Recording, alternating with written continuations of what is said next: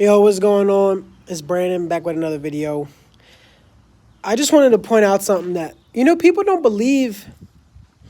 It's funny that people don't believe, like, they're on, I even commented on Eddie's channel, I said I'm piggybacking off of what he was saying.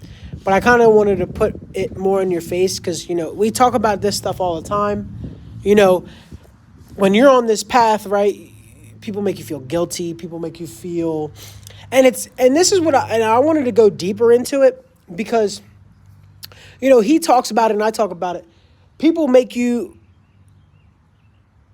feel it, but they don't say anything, or they might say something very like slick or sly. But how it works is you like subconsciously hold on to everything. And then they'll say something that like triggers that subconscious thought that you probably forgot about. And you probably are thinking they forgot about it too. We've moved on, but they didn't. And they held on to that. And you're like, man. And then that throws your whole vibe off in a sense. And then on top of that, I also want to talk about ways where how for no reason you might feel a certain way. And this is all script behavior. So then what happens is it leaves you with, normally what happens is it leaves you with a couple choices. And then that's why I want to point out, people don't realize that. So let's say you're doing something or you just got done a scenario and next thing you know, you feel like, man, I feel like those people might be talking about me. Or I feel anxiety from something, or I feel depressed from something, or I feel nervous from something, or some other type of emotion or thought comes into your head. That kind of backs you into a corner because then you're going to say, okay, well, what, and then this is the thing. What do you normally do to cope or get through that? Let's say I'm just doing a random ass example.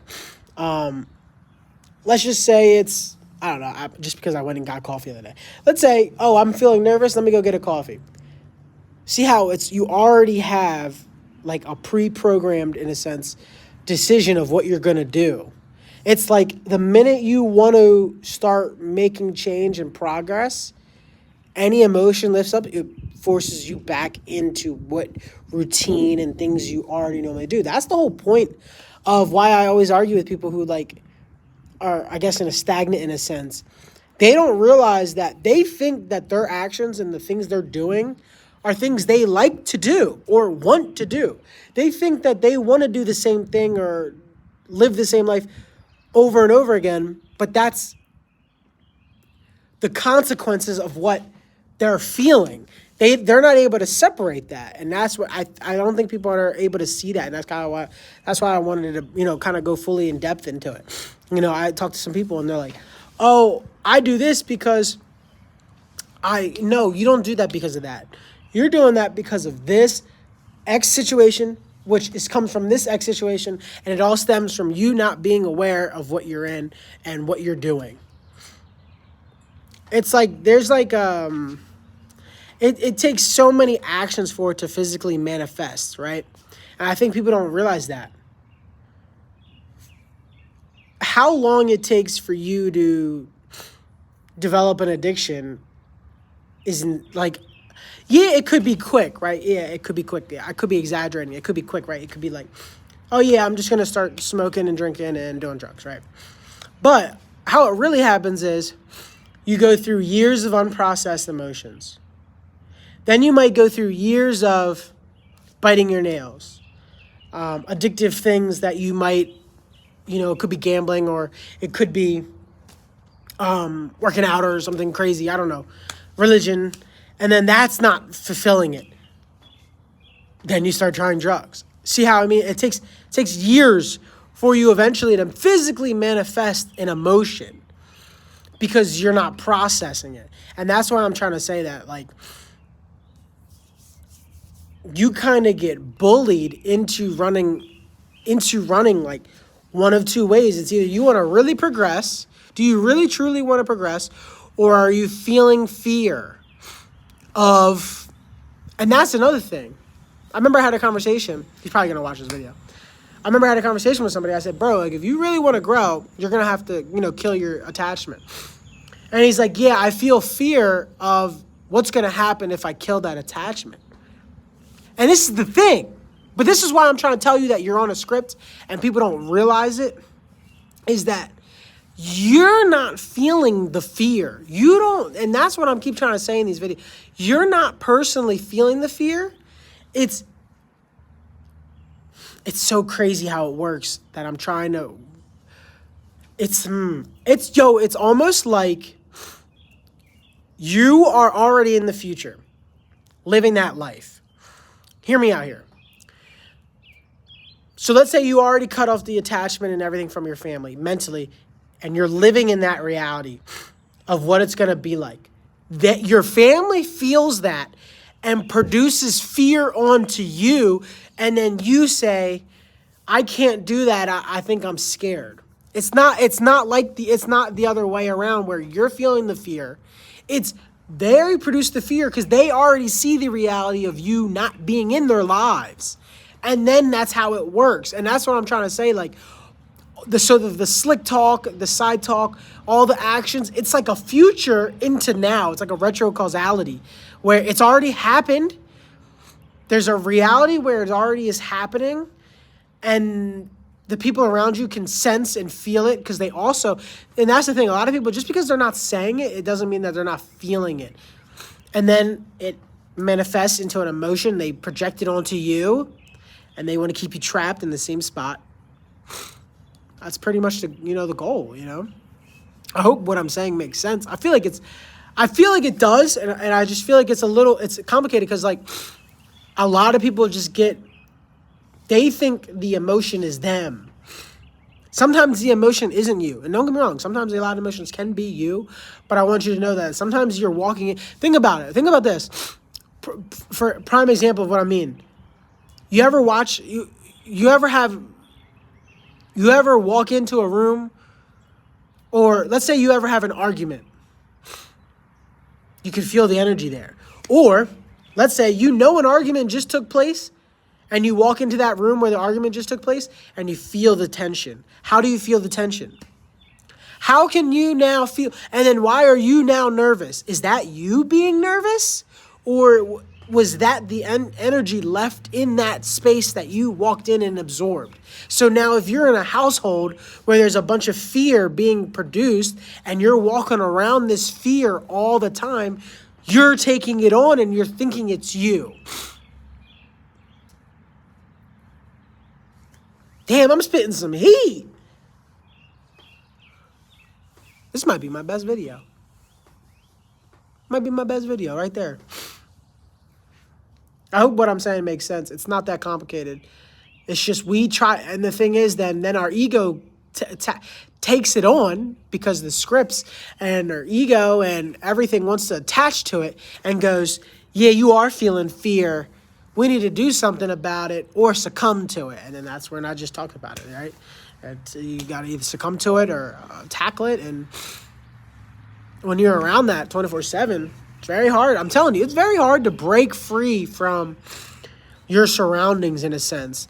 That's why if you have any, and that's why I get so mad personally. All right, video's over. This is not my sidebar rant.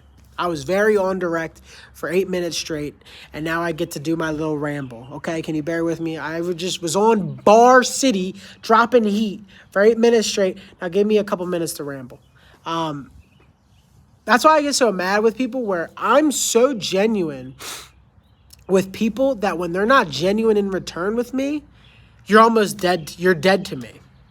Honestly, you're just, because I am only going in with pure intentions and thoughts and trying to come out of something. Like, I'm not going into anything with any agenda with anybody. I never have any agenda. And that's another reason why people like me, Eddie that I was talking to, get so mad, is because like you're going in with pure intentions, no agenda, and then a comment comes out and you go, oh, they had an agenda this whole time? Bro, I thought we were just, and no, they got an agenda. Or other people are, like I always mention, people not listening, people really not who they claim they are. It's a shame. It's more hurtful than I let on. Because, at the end of the day, I'm like, whatever. Like, it is what it is. But that's why if you have someone genuine in your life, you can't not be genuine in respect. And if you aren't genuine, you need to leave that person's life and say, hey, listen, I'm not genuine enough for you. But that would take some fucking, whew. I don't know what type of person you'd have to be like, yo, I am not who I say I am. And I'm going to go fix myself. I can do that in the very, very microcosm in a sense. Like, if I get in an argument with my girl, like, for example, we were at the beach, and I'm in esports, so I'm watching the match. I'm watching the matches. Well, granted, we had a whole long day. So she understands she's overreacting, but at the same time, she feels like her love language is quality time, even though we were at the beach all day. I'm watching the match now later at night, and she's like, I feel like you're not spending any time with me if you're watching the match. Like, I'd rather not, So right away, I sit there and I don't go like, you're overreacting. Even though I did in the beginning, I'm like, oh, we're at the beach. But she's like, that doesn't count. In her mind, it doesn't. And you got to respect that. You got to be like, you know what? It doesn't count. If that doesn't count in your head, in my head, I'm like, it's crazy. But it is what it is. If she doesn't feel validated there. So I go up to her and I go, I'm sorry I made you feel that way. I thought I was present enough, but apparently I wasn't. I'm glad you made it clear with me. I'm sorry. Next time, I won't be watching COD. And I'm sorry I made you feel like that. Boom, easy. But that's micro. That's something simple. That's something. But and if any argument, I could be like, hey, I'm wrong. I'll fix that. That's not hard. Because if you're somebody who loves you, you genuinely want to be better. But I don't know if you can ever how hard would it be to take an overall look at your whole personal and be like, wow, I'm really not who I claim to be, and I'm really not helping this person at all. Like, I'm trying to think, because there's so many things I've asked people to want to do and start to do, and it never gets anywhere. And I'm just like, damn, man. If I had people as excited as I am about certain things, I feel like that's maybe, now this is going to sound like some pity, but I feel like that is my life. I feel like I don't know if I'll ever get anywhere in my own passions. I don't know. I'm rambling now. I just feel like that. Because anytime you hear about any person, doing their passions, they have people. This whole notion it's funny that all the people who make it big always tell you you got to do it alone. And then you look into every single person who's ever done any passion project ever. They were never alone. They've always had help. So I'm not going to sit here and be like, oh, I got to do it alone. No, I don't. I can't. I'm being honest. I can't. I need help. Whatever. All right. That was a quick video. 13 minutes. It's not too bad. All right. Love y'all. Be safe.